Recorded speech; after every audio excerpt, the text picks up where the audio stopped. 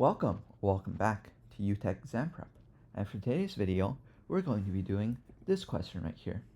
So take a minute, pause the video here, and see if you can do it yourselves. Okay, so hopefully by now you've at least read the question. So let's just go through the most important part of it to make sure that you understand. So what we know is that during a certain period that happens every 4 hours, users experience unacceptable application latency. Now, the development team is unable to use the staging environment that is affected here until the procedure that happens every 4 hours completes. Now, we need something to alleviate this latency issue.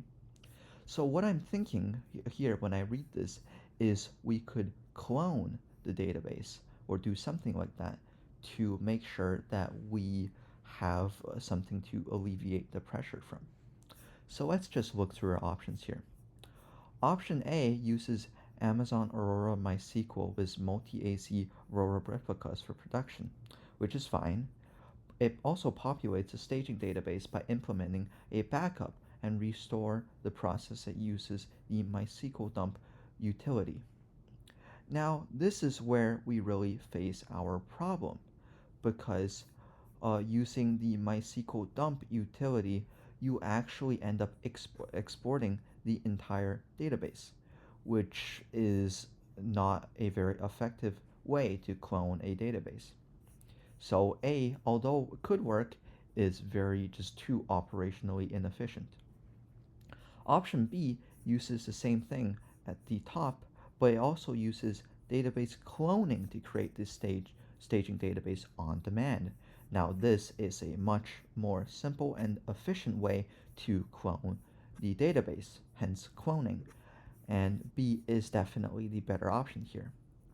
Option C uses Amazon RDS for MySQL with a multi-AZ development and read replicas for production. Now this first section is fine.